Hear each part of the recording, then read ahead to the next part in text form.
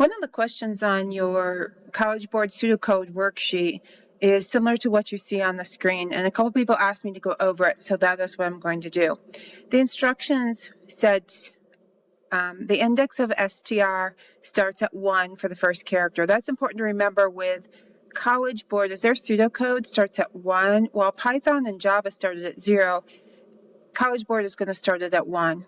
The parameter A is the starting character index of the substring, and parameter B is the index following the last character of the substring. Now our instructions for our method are to consider the following code segment. S1 has been assigned adventures. K has been assigned 1. We're going to repeat our loop 5 times. S2 is going to get the assignment substring, which is just a part of a string. We're going to push in S1, and then we're going to start at K, and we're going to end at index position 8, which is exclusive. So we will not include 8 in our substring. And then we will increment K by 1. We keep doing that 5 times, and then when we have done this 5 times, we will go ahead and we will display S2.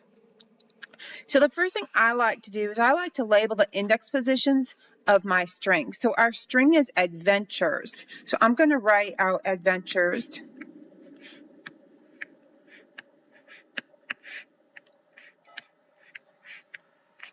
And then I want to label my index position so I always remember where I'm at as far as indexes go.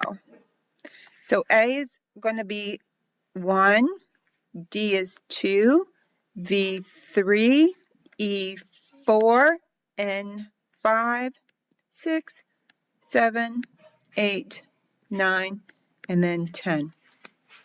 Now with loops, every time we iterate through a loop, we want to keep track of everything that's going to change. So for us, what's going to be changing is going to be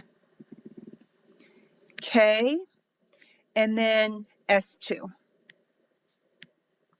So I'm creating a T-chart here in which I'm going to keep track of everything that changes as I iterate through my loop.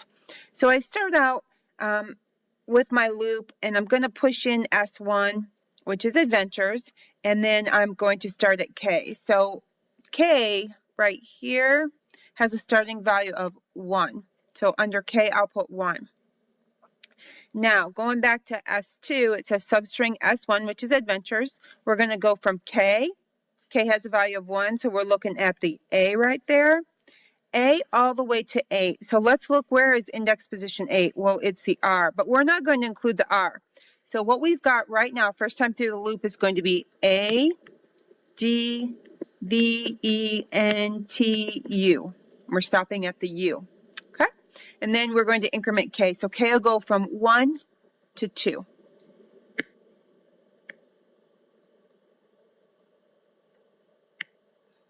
All right, so now I'm ready for my second time through my loop. So back to S2 equals substring S1 K8.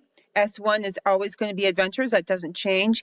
K now starts at index position 2, so we're going to start with the D, and we're going to go all the way to 8 exclusive, which is, so we're going to stop at the U. So now, second time through, I've got D, V, E, N, T, U.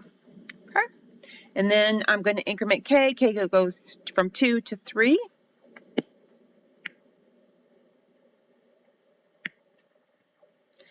And I'm ready to go through my loop again.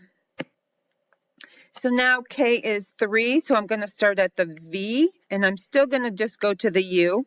So now I've got V, E, N, T, U, increment, sorry about that, increment K to 4. Let me erase my little lines here. All right, so now if we look at K, K is 4, that's going to be E. We're going to go all the way from E to U. So we should have E, N, T, U, increment K to 5, which will be our 5th time through the loop. And now K is 5, so it's going to start at the N. So go N, T, U. And increment to 6, but we've gone through it 5 times. 1, 2, 3, 4, 5. So we're done right there, and NTU is our answer.